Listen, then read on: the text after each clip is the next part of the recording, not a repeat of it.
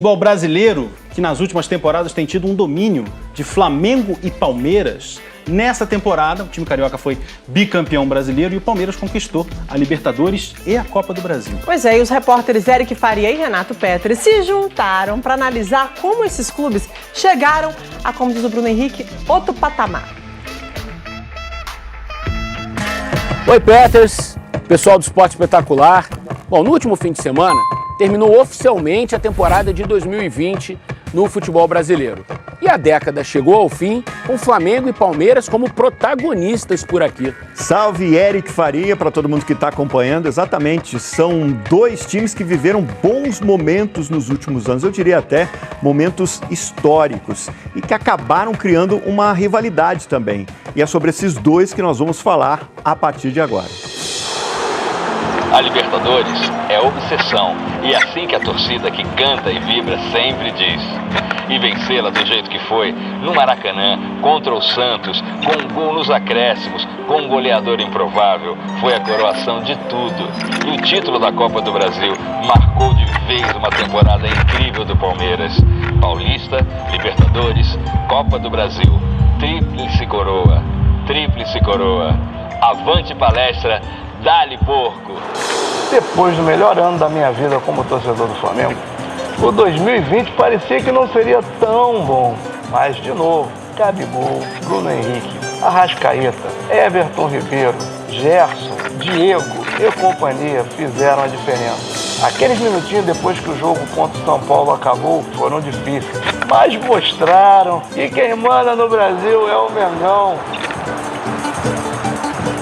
O grande patrocinador do Flamengo são os mais de 42 milhões de torcedores que a gente tem. A gente não precisa de viver da situação de ter um patrocinador e o patrocinador chegar lá, agora eu vou botar dinheiro, agora eu não vou botar. Eu queria aproveitar esse momento para mandar um abraço para esse craque da música, que é o Dudu Nobre, e dizer para ele que tem uma música nova que está fazendo um grande sucesso.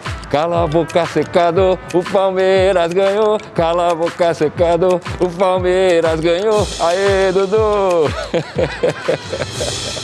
Mas, Peters, para a gente entender por que nesse momento os torcedores do Flamengo e do Palmeiras são os mais felizes, os mais contentes aqui no Brasil, a gente precisa voltar um pouquinho no tempo.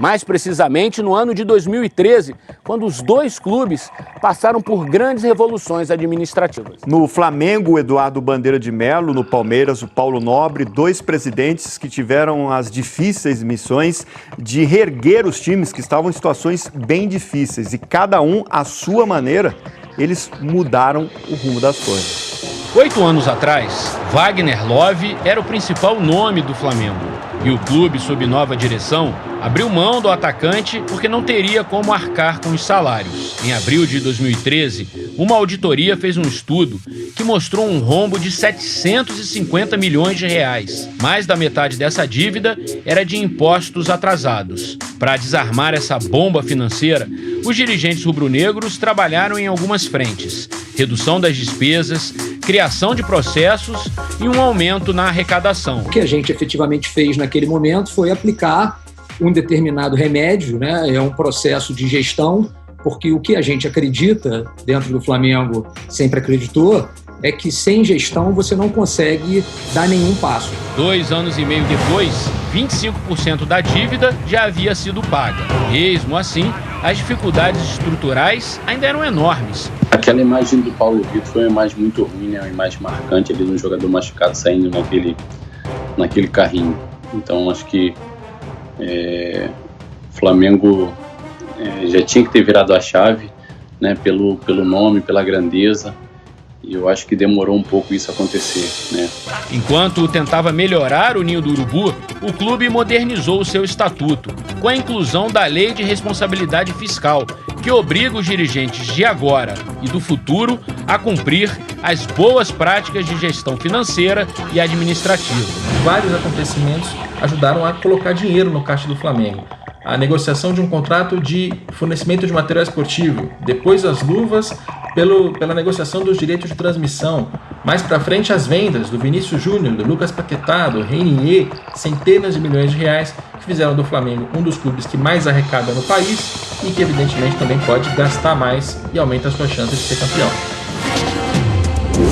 Em 2013, o Palmeiras era rebaixado pela segunda vez. O time perdeu um dos principais jogadores, o argentino Hernan Barcos, que foi para o Grêmio. Mas no gol começava a história de um ídolo. Fernando Praz havia trocado o Vasco pelo time paulista. Casa nova! Peça nova! Palmeiras é tricampeão da Copa do Brasil! Eu cheguei, tinha salário atrasado, né?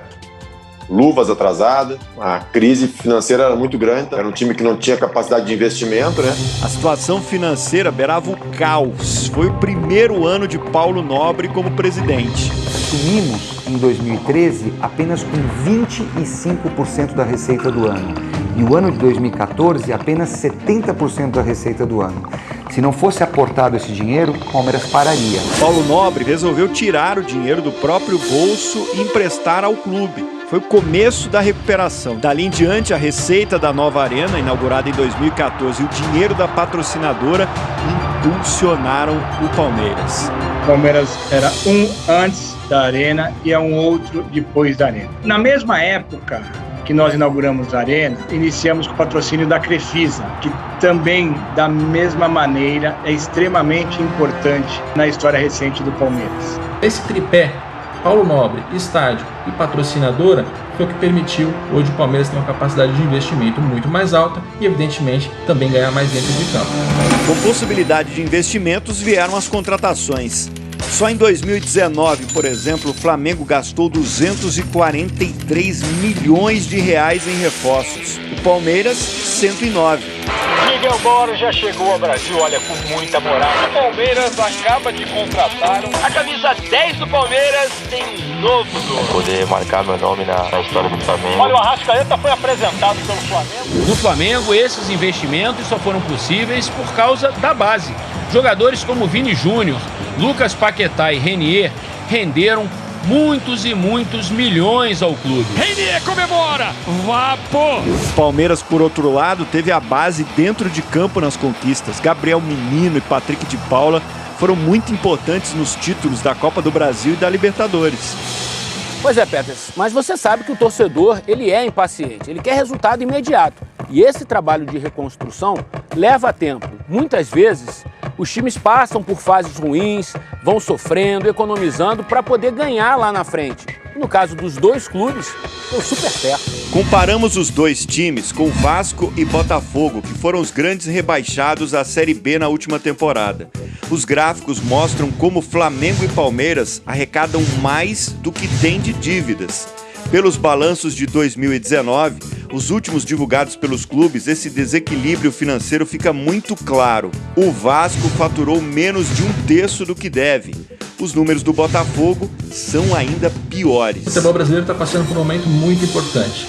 A desigualdade financeira entre os clubes, adversários locais diretos como Flamengo, Vasco e Botafogo, ela nunca foi tão grande. Desde 2018, Flamengo e Palmeiras se revezam no topo do futebol brasileiro. São 7 títulos para o time carioca contra 4 do Paulista. No dia 11 de abril, a Supercopa do Brasil será a primeira grande final entre os dois clubes nos últimos anos. Um título que o Flamengo já tem, mas o Palmeiras ainda não. Peters, vendo isso tudo, né? Tomara que outros gigantes aqui no futebol brasileiro sigam esses bons exemplos, né? Quanto mais clubes fortes, melhor para o nosso futebol. Aqui no Rio de Janeiro, por exemplo, que o Vasco e o Botafogo possam reagir. Boa, Eric Faria! E a nossa reportagem fica por aqui. E é hora de revelar um truque. É que estamos, na verdade, em estados diferentes, em estúdios diferentes. A tecnologia nos aproximou, né? A edição faz milagres. Curtou mesmo, os mais de 400 quilômetros entre nós. Mas bora? Partiu? Fui!